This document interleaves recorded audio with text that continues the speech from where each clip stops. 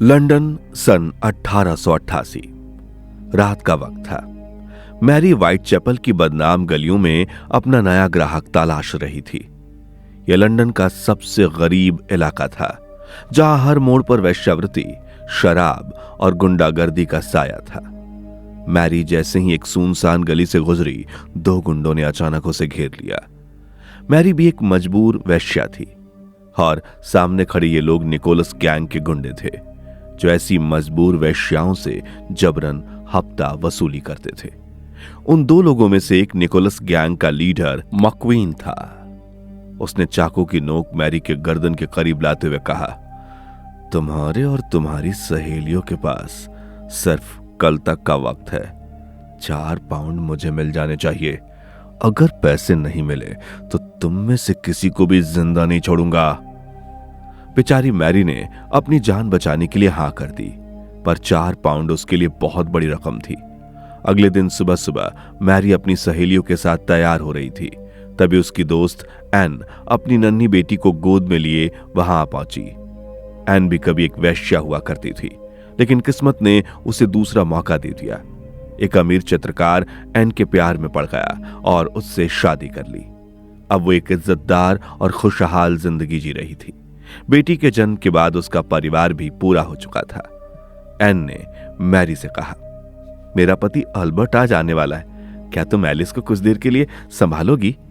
Mary ने Alice को गोद में लेते हुए कहा, हाँ हाँ बिल्कुल, तुम दोनों आराम से एक दूसरे के साथ वक्त बिताओ। लेकिन एन, हमारे साथ एक परेशानी है।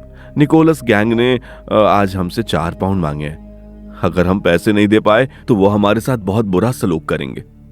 4 पाउंड जितनी बड़ी रकम जुटाना हमारे लिए बहुत मुश्किल है। इस पर एन ने उसे मदद करने का वादा किया कि वो अपने पति से बोलकर उन्हें रुपए दिलवा देगी। उसी दिन अल्बर्ट एन से मिलने आ पहुंचा। एन अपने पति अल्बर्ट के प्यार में डूब गई, पर तभी काले कपड़े पहने कुछ लोग दरवाजा तोड़कर अंदर उनके कमरे में घुस आए। उन्होंने अल्बर्ट और एन को पकड़ लिया और दोनों को अलग अलग बग्गियों में बिठाकर ले गए। कुछ भी पता नहीं चल पाया कि उन्हें कौन ले गया, पर एन की बच्ची एलिस मैरी के ही पास रह गई। उसी रात व्हाइटचैपल की सुनसान सड़कों के किनारे मैरी एन की नन्ही बेटी एलिस को गोद में लिए खड़ी थी। उसके पास उसकी साथी मार्था भी मौजूद थी। मैरी ने कहा, बेचारी एन का घर तो एक पल में ही बिखर गया और ये मासूम बच्ची भूख से रो रो कर बेहाल है। मुझे इसे एन के माँ बाप के पास छोड़ आना चाहिए, कम से कम ये वहां तो सुरक्षित रहेगी। मार्था ने कहा, सही कहा तुमने, तुम इसे उन्हीं के पास छोड़ा, अब मैं काम पर निकलती हूं। इतना कहकर मार्था जल्दी से वहां से निकल गई और उसके बाद मैरी भी अपनी राह पकड़कर आगे बढ़ गई। उधर दूसरी तरफ फ्रेडरिक एक नशे खाने में अफीम के नशे में धुत पड़ा था। नशे की हालत में उसे कुछ अजीब से दृश्य दिखाई देने लगे। उन दृश्यों में उसे व्हाइटचैपल की गलियां दिखीं। वहीं उसे सड़क किनारे पड़ी एक औरत की लाश और साथ ही किसी अनजान शख्स के खून से सने हाथ भी दिखे। उसी वक्त सार्जेंट पीटर कुछ हवलदारों को लेकर नशे खाने पहुंचा। उसने फ्रेडरिक को थप्पड़ मारकर उठाया। असल में फ्रेडरिक कोई साधारण आदमी नहीं था, वो एक इंस्पेक्टर था और उसे झलकियां दिखाई देती थीं। ऐसी झलकियां जिनमें उसे किसी वारदात के होने वाले पल की तस्वीर नजर आती थी। इसी अनोखी खासियत की वजह से पुलिस विभाग को कई केस सुलझाने में मदद मिलती थी। फ्रेडरिक के होश आने के बाद पीटर ने कहा, आज शाम जॉर्ज यार्ड इलाके में एक वेश्या का किसी ने बेरहमी से कत्ल कर दिया है। हमें अभी तहकीकात के लिए चलना होगा। पीटर ने तुरंत उसे साथ लिया और दोनों व्हाइटचैपल के उस छोटे से क्लिनिक पहुंचे जहां मार्था की लाश रखी गई थी। जैसे ही फ्रेडरिक ने उसकी लाश पर नजर डाली, उसका दिल दहल गया। उसकी हालत बहुत खराब थी। उसके शरीर का एक अंग बेरहमी से काटकर निकाल लिया गया था। पीटर ने कहा, वो दरिंदा मार्था का एक अंग निशानी के तौर पर काट कर ले गया है। उधर दूसरी तरफ मैरी की एक और दोस्त पॉली अपने धंधे में लगी एक नए ग्राहक की तलाश कर रही थी। तभी बग्गी में बैठे एक आदमी ने उसे अंदर बुलाया और कुछ अंगूर थमा दिए, साथ एक छोटी सी बोतल में पीने के लिए कुछ दिया। गरीबी से जूझती पॉली के लिए अंगूर किसी ख्वाब जैसे थे। वो तो ऐसे फलों को खाने के बारे में सोच भी नहीं सकती थी। खुशी से भरकर वो अंगूर का स्वाद लेने लगी। उसे जरा भी अंदाजा नहीं था कि उसके पास मौजूद शख्स कितना खतरनाक है। जैसे ही पॉली का ध्यान बटा, उस आदमी ने पीछे से उसे दबोच लिया और कुछ ही पलों में उसका काम तमाम कर दिया। कुछ देर बाद पॉली की लाश भी मार्था की तरह सड़क पर मिली। थोड़ी देर में लोगों की भीड़ वहां जमा हो गई। उसी हंगामे के बीच पीटर और फेडरिक भी मौके पर पहुंच गए। पॉली का गला भी बेरहमी से रेता हुआ था। ये देखते ही पीटर ने निराश होते हुए बताया कि पूरे इलाके में सख्त पहरेदारी लगाई गई थी ताकि कोई गड़बड़ी ना हो, लेकिन इसका कोई फायदा नहीं हुआ। उसने फेडरिक की ओर देखते हुए कहा, तुम्हें यकीन नहीं होगा, कितना बड़ा हादसा हुआ और यहां से एक भी आवाज नहीं आई। कातिल आया, अपना काम किया और किसी को भनक तक नहीं लगी। फेडरिक ने नीचे झुककर पॉली की लाश को हाथ लगाया और कहा, यही चेहरा, यही मंजर मुझे अपनी झलकियों में दिखाई दी थी। वो ध्यान से लाश की जांच करने लगा और बोला, इसके कपड़े बिल्कुल सूखे हैं, जबकि कल रात अच्छी खासी बारिश हुई थी। इसका गला काटा गया है, लेकिन आसपास खून की एक बूंद तक नहीं है। ये सारी बातें साफ साफ इशारा कर रही हैं कि इसे यहां नहीं मारा गया। इसका कत्ल कहीं और करने के बाद यहां लाकर फेंका गया है। तभी फ्रेडरिक की नजर लाश के नीचे पड़े अंगूर के डंठल पर गई। वो एक पल के लिए सोच में पड़ गया, क्योंकि अंगूर उन औरतों के हालात के हिसाब से बहुत ही महंगी चीज थी।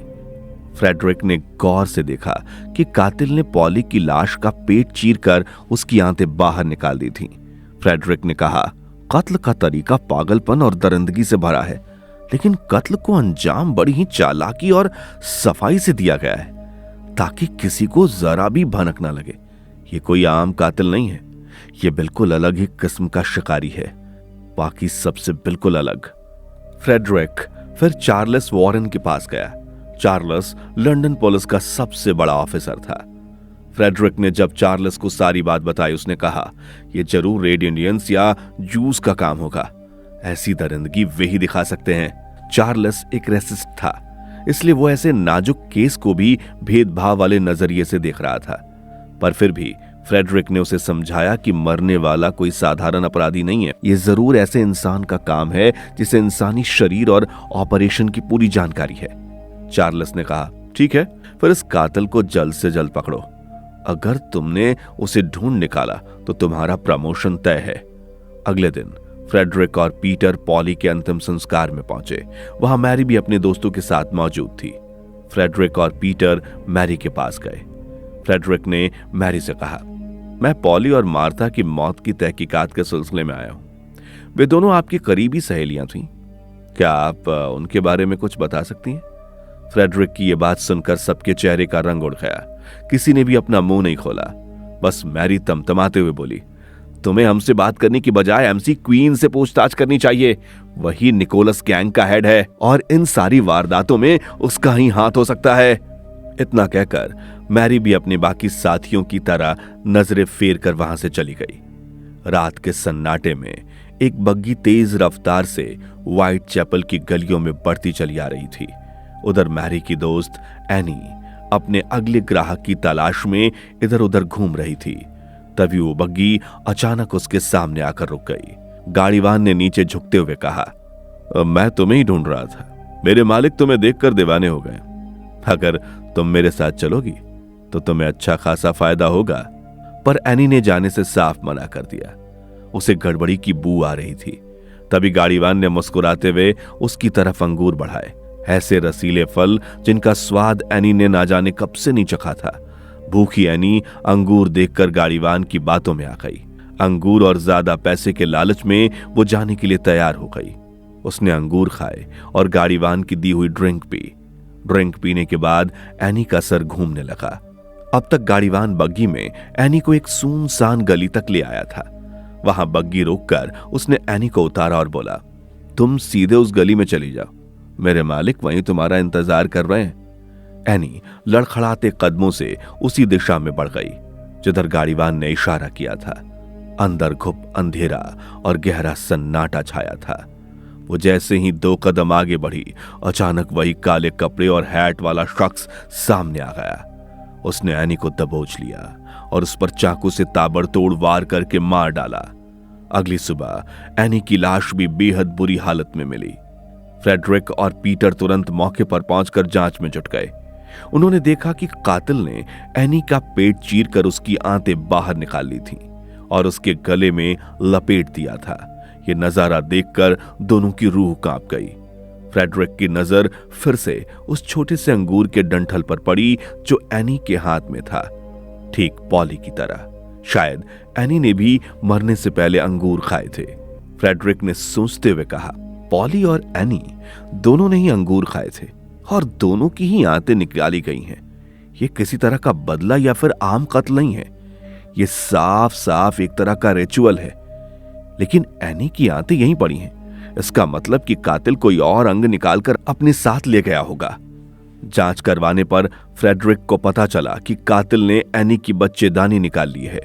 कुछ देर बाद फ्रेडरिक सीधे पुलिस कमिश्नर चार्ल्स के पास पहुंचा और गंभीर लहजे में बोला, मुझे एक डॉक्टर की जरूरत है।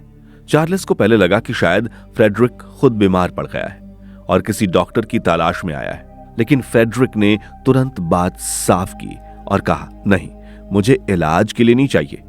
मुझे एक स्पेशलिस्ट चाहिए जो इस केस में मेरी मदद कर सके। इस बार कातिल ने हद पार कर दी है। रिपोर्ट मिलने पर पता चला कि कातिल ने विक्टिम की कोख ही निकाल ली। यह सुनकर चार्ल्स एकदम सन्न रह गया। फ्रेडरिक ने आगे समझाया कि पुलिस डिपार्टमेंट ने जो डॉक्टर उसे दिए हैं उनमें से कोई भी इतना काबिल नहीं है जिससे केस में अच्छी मदद मिल सके। उसे एक अच्छा डॉक्टर चाहिए जो इस काबिल हो और कत्ल की बारीकियों को समझकर कातिल तक पहुंचने में उसकी मदद कर सके। लेकिन चार्ल्स ने उसकी बात सुनते ही बिना एक पल गवाए कोई भी दूसरा डॉक्टर देने से साफ इनकार कर दिया। चार्ल्स ने जुझलाते हुए कहा, बस बहुत हुआ। किसी को भी अब इन 2 लाशों की खबर नहीं लगनी चाहिए जिसकी आंतें निकाली गई हैं। इन कत्लों की वजह से हर तरफ हमारी हंसी उड़ रही है। चार्ल्स के साफ इनकार के बाद फ्रेडरिक के पास कोई दूसरा उपाय नहीं बचा। मजबूरन उसने फैसला किया कि अब उसे खुद ही ऐसा डॉक्टर ढूंढना पड़ेगा जो कत्ल की इस गुत्थी को सुलझाने में उसकी मदद कर सके। फ्रेडरिक इसके बाद लंदन हॉस्पिटल पहुंचा, जहां उस वक्त एक बड़ा समिट चल रहा था और इंग्लैंड के नामी डॉक्टरों और सर्जनों की भीड़ जुटी हुई थी।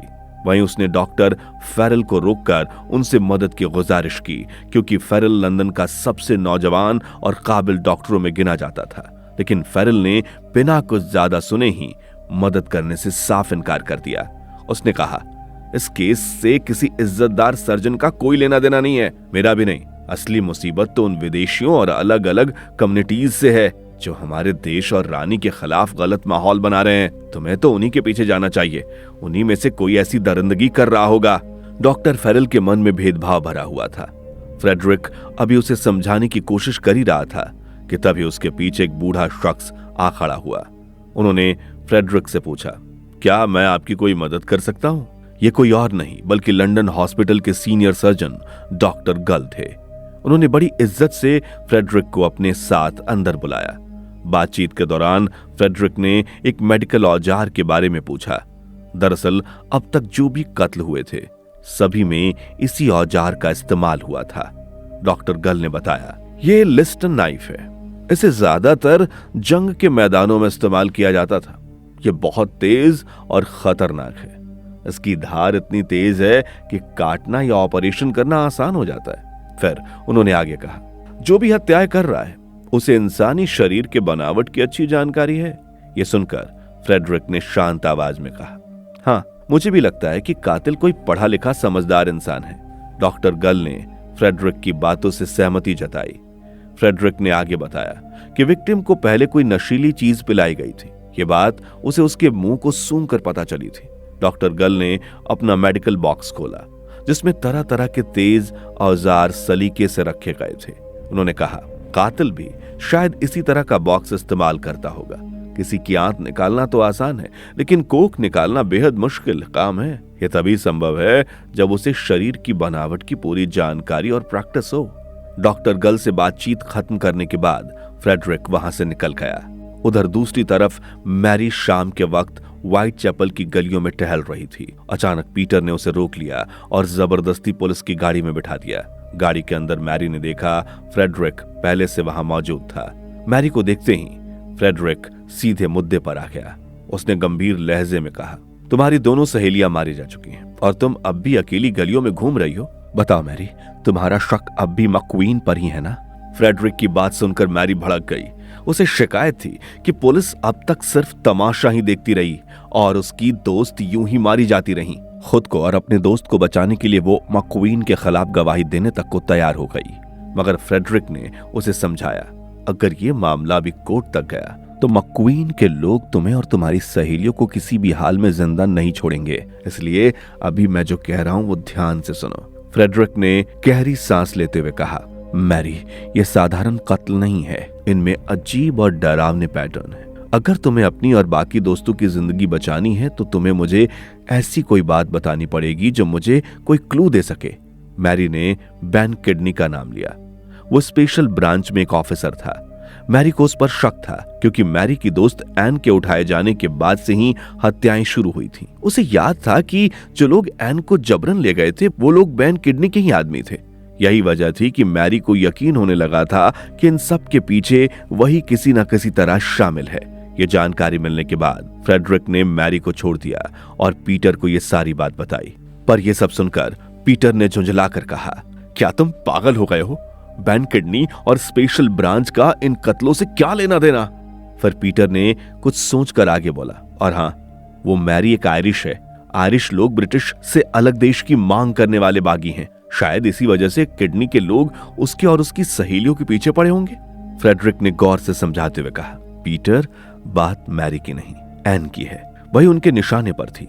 एन का एक अमीर आदमी के साथ अफेयर था और उसने उसकी बच्ची को जन्म भी दिया था। अब वो बच्ची अपने नाना नानी के साथ अचानक गायब हो गई है और कोई नहीं जानता कि उन्होंने उस मासूम के साथ क्या किया होगा। पीटर ये सब सुनकर दंग रह गया।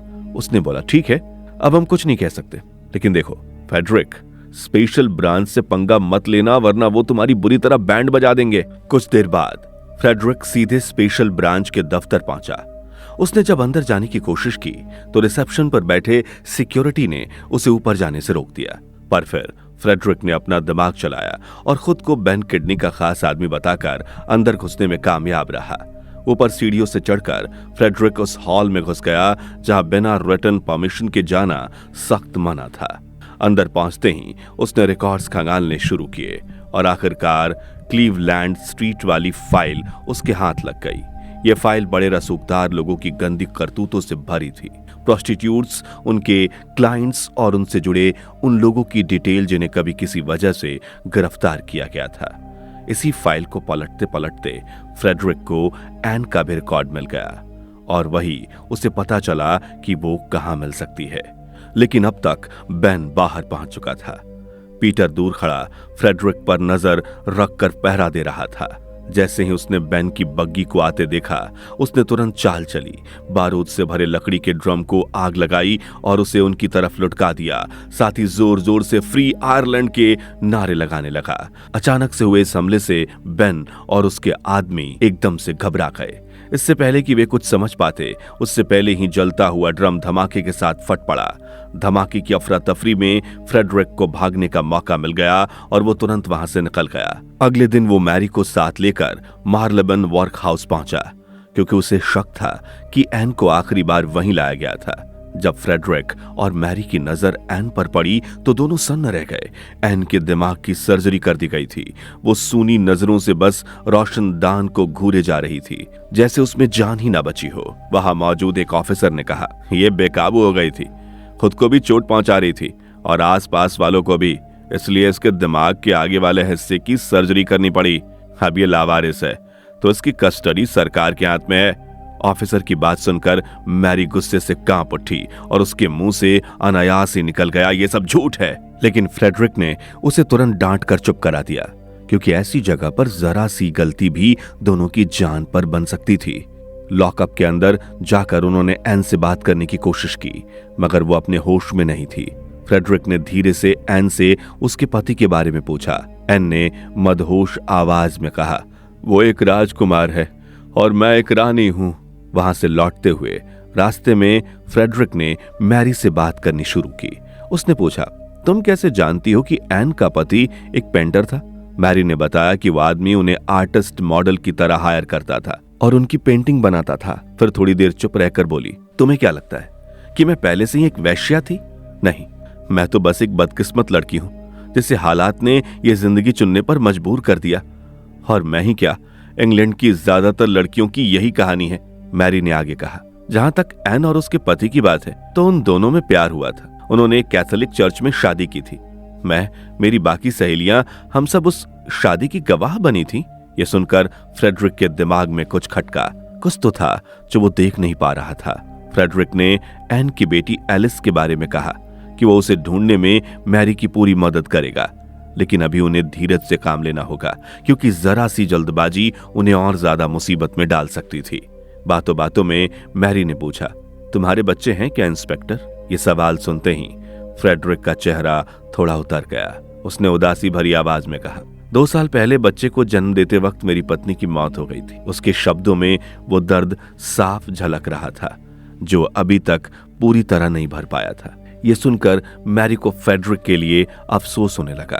फ्रेडरिक ने बात बदलते हुए मुस्कुराकर कहा कि अगर वो चाहे तो वो दोनों पेंटिंग गैलरी चल सकते हैं। यह सुनकर मैरी के चेहरे पर मुस्कुराहट आ गई। गैलरी के एक हिस्से में रॉयल परिवार की पेंटिंग्स लगी थीं। वहां महारानी विक्टोरिया की तस्वीर देखते ही मैरी का खून खौल उठा। उसे लगा कि इस रानी की वजह से इंग्लैंड में कितने लोग गरीबी और बदहाली में जी रहे हैं। लेकिन तभी उसकी नजर एक और पेंटिंग पर टिक गई, एक युवा प्रिंस की तस्वीर। ये देखकर उसका चेहरा सन्न रह गया, क्योंकि उस फोटो में दिख रहा प्रिंस कोई और नहीं बल्कि एन का पति अल्बर्ट था। मैरी ने यह बात तुरंत फ्रेडरिक को बताई। ये जानने के बाद फ्रेडरिक तुरंत डॉक्टर गल के घर पहुंचा। उस वक्त डॉक्टर गल की तबीयत अभी कुछ ठीक नहीं लग रही थी, लेकिन फ्रेडरिक ने बिना समय गवाए उसे सारी बात बता दी। एन, उसकी शादी, प्रिंस अल्बर्ट की पहचान और अब जुड़ती हुई ये डरावनी कड़ियां, सब कुछ ध्यान से सुनने के बाद डॉक्टर गल ने कहा, काश मैं तुम्हारी कहानी को झुठला पाता, लेकिन मैं ऐसा नहीं कर सकता। मुझे खुद पता है कि राजकुमार को ऐसी औरतों में दिलचस्पी थी। उसने अपनी पहचान छुपाने के लिए ऐसी कहानी जरूर गढ़ी होगी ताकि वो अपनी राजदार जिंदगी के मजे ले सके।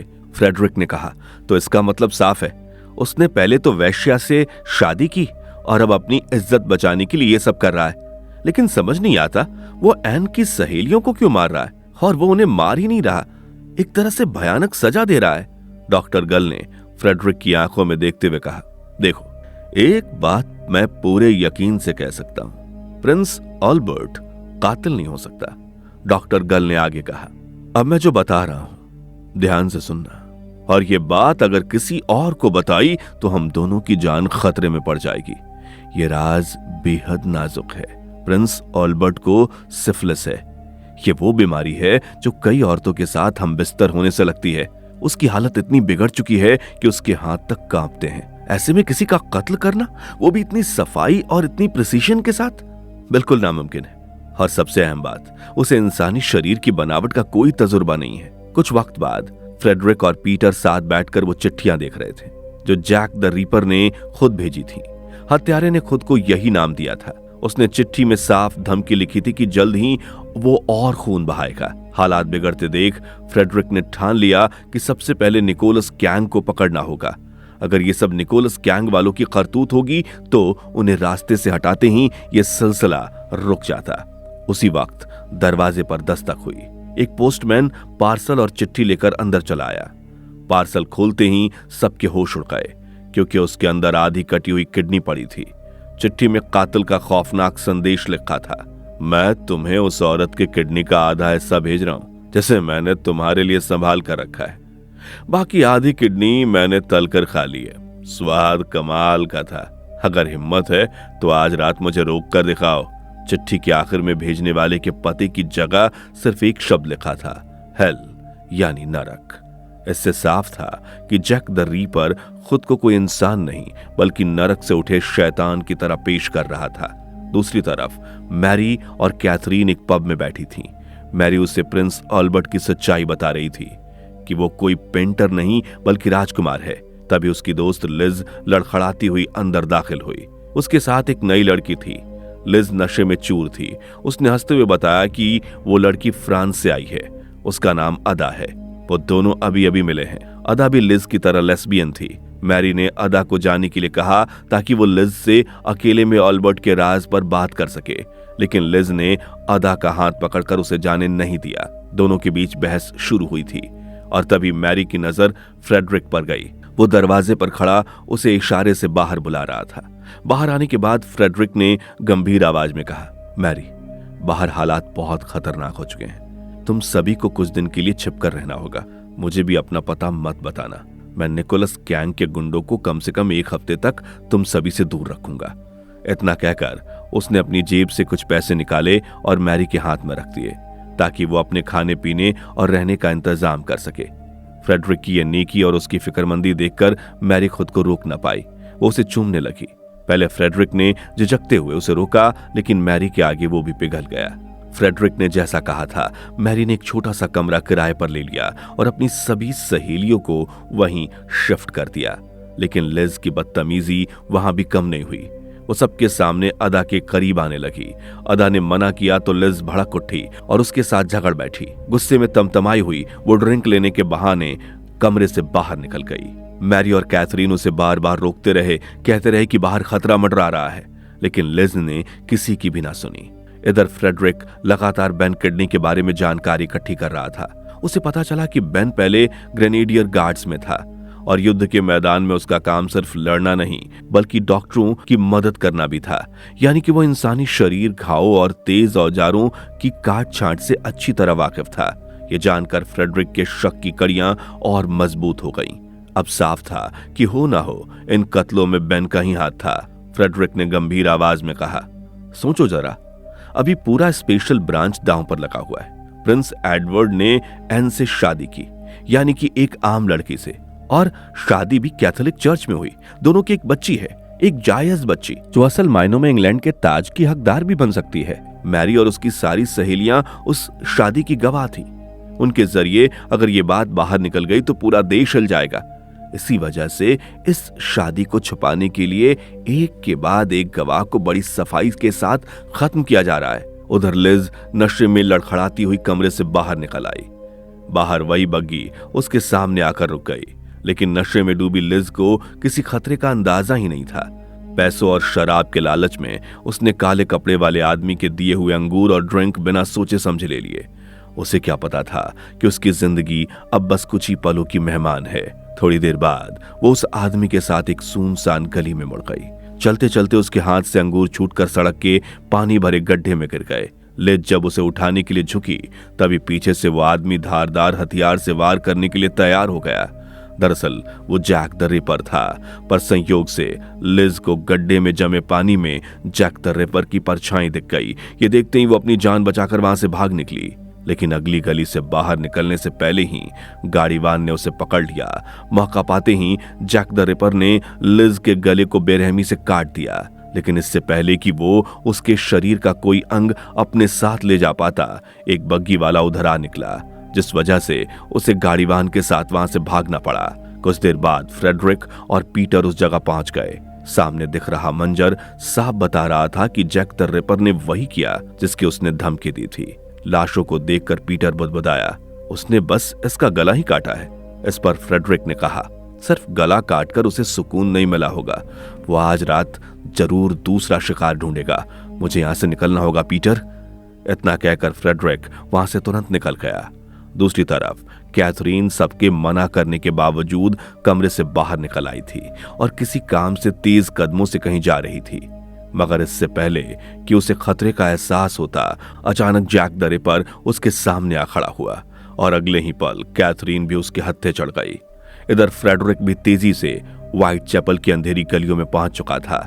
जैसे ही वो आगे बढ़ा, उसकी आंखों के सामने फिर से वही डरावने नजारे उभरने लगे। एक कातिल अपने खून से सने हाथ पानी से धो रहा था। ये अगली मौत का संकेत था। फ्रेडरिक समझ गया कि कातिल शिकार के बेहद करीब है। फ्रेडरिक तेज कदमों से आगे बढ़ रहा था कि अचानक एक गली के सामने स्पेशल ब्रांच के लोगों ने फ्रेडरिक को दबोच लिया। उनमें से एक ने फ्रेडरिक को धमकाया, अगर तुमने डॉक्टर गर्ल की कही बात किसी को बताई तो हम तुम्हें जिंदा नहीं छोड़ेंगे। इतना कहकर उसने फ्रेडरिक के चेहरे पर एक जोरदार मुक्का मारा। वो वहीं बेहोश होकर गिर पड़ा। फ्रेडरिक को वहीं पड़ा देख स्पेशल ब्रांच के लोग रात के अंधेरे में गायब हो गए। काफी देर बाद फ्रेडरिक की आंखें खुली। चारों तरफ हड़कंप मचा हुआ था। फ्रेडरिक समझ गया कि जिस बात का उसे डर था वो हो चुका था। वो लड़खड़ाते कदमों से उस तरफ बढ़ा और जैसे ही माइट्रे स्क्वायर पहुंचा उसकी सांसें अटक गईं। कैथरीन की लाश सामने पड़ी थी। उसे भी उसी वहशी तरीके से मारकर उसकी आंतें बाहर निकाल दी गई थीं। पूरा इलाका डर से कांप रहा था। वहीं पास में पीटर सन्न खड़ा था। उसने फ्रेडरिक की ओर मुड़कर कहा, कातिल ने दीवार पर कुछ लिखा है, तुम्हें वो जरूर देखना चाहिए। फ्रेडरिक ने जब दीवार की तरफ देखा तो उस पर चौक से लिखा था, the Juwes are the man that will not be blamed for nothing, यानी जेविस लोगों पर किसी भी चीज का इल्जाम नहीं लगाया जाएगा। लेकिन फ्रेडरिक की नजर एक शब्द पर अटक गई। यहां ज्यूस नहीं बल्कि जेविस लिखा था। यह कोई साधारण स्पेलिंग मिस्टेक नहीं थी, बल्कि किसी गहरे छुपे हुए राज की तरफ एक इशारा था। मैसेज के ठीक नीचे जमीन पर खून से सना हुआ एक एप्रन पड़ा था। यह उसी दरिंदे का था जो कत्ल कर रहा था। फ्रेडरिक और पीटर हालात समझ रहे थे कि तभी अचानक कमिश्नर चार्ल्स वॉरेन वहां पहुंचा। उसने दीवार पर लिखा मैसेज देखा और तुरंत कड़क आवाज में हुक्म दिया कि इसे फौरन मिटा दिया जाए।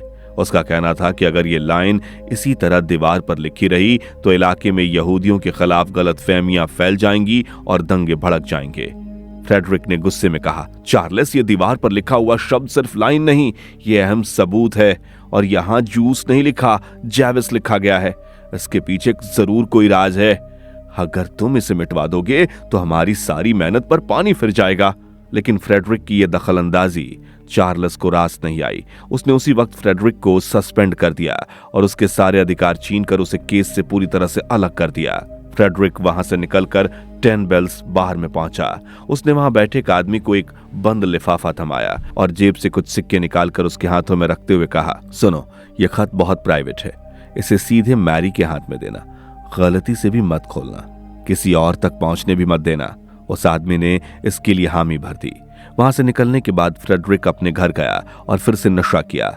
नशा करते उसकी आंखों के सामने डरावने दृश्य दिखने लगे, जिसमें जैक द रिपर मैरी को बेरहमी से मार रहा था। यह दृश्य इतना डरावना था कि फ्रेडरिक की रूह कांप उठी, जैसे मौत अब उसकी दुनिया के सबसे करीब पहुंच चुकी थी। उधर मैरी बार पहुंची तो बारटेंडर ने उसे फ्रेडरिक का दिया हुआ लिफाफा पकड़ा दिया। मैरी ने जब लिफाफे को खोला तो उसमें काफी पैसे रखे हुए थे। इस वक्त उसके साथ सिर्फ अदा बची थी। मैरी की बाकी की साथी मारी जा चुकी थीं। रात को जब मैरी गहरी नींद में सोई हुई थी, अदा चुपके से कुछ पैसे निकालकर खाने का सामान लाने बाहर चली गई। लेकिन उसे यह अंदाजा नहीं था कि गाड़ीवान परछाई की तरह उसका पीछा कर रहा था। वो उसके पीछे पीछे मैरी के ठिकाने तक आ पहुंचा। अदा की इस गलती की वजह से गाड़ीवान ने मैरी का पता जान लिया था। फ्रेडरिक अब तक मिले हर सबूत को जोड़कर यह समझने की कोशिश कर रहा था कि आखिर कातिल की असली मंशा क्या है। सुराग उसे बार बार उसी दिशा में ले जा रहे थे कि कहीं ना कहीं ये सारे कत्ल किसी पुरानी रीति रिवाज या गुप्त संगठन से जुड़े हुए थे। जवाब तलाशते हुए वो लाइब्रेरी पहुंचा, जहां उसे फ्री मेसन्स के इतिहास पर एक पुरानी किताब मिल गई। किताब पढ़ने के दौरान उसे पता चला कि फ्री मेसन्स एक गुप्त कल्ट था, जिसकी नींव हिराम एबिफ नाम के एक शख्स ने रखी थी। किताब के मुताबिक हिराम की हत्या 3 गद्दारों ने की थी, जुबेला, जुबेलो और जुलेम। इन्हीं तीनों को द जेविस कहा जाता था और फ्री मेसन्स की मैथोलॉजी में इन्हें कड़ी सजा दी गई थी। फ्रेडरिक के दिमाग में बिजली सी कौंधी, वही जेविस शब्द जो कातिल ने दीवार पर लिखी थी। ये सब समझने के बाद फ्रेडरिक सीधा डॉक्टर गल के घर पहुंचा। स्पेशल ब्रांच के लोग अभी भी उसकी हर हरकत पर नजर रखे हुए थे, पर फ्रेडरिक अब किसी से डरने वाला नहीं था। वो उन्हें पूरी तरह नजरअंदाज करते हुए डॉक्टर गल के घर के अंदर दाखिल हुआ। घर के भीतर डॉक्टर गल कहीं और जाने की तैयारी कर रहे थे, लेकिन फ्रेडरिक से वो बात करने के लिए तैयार हो गए।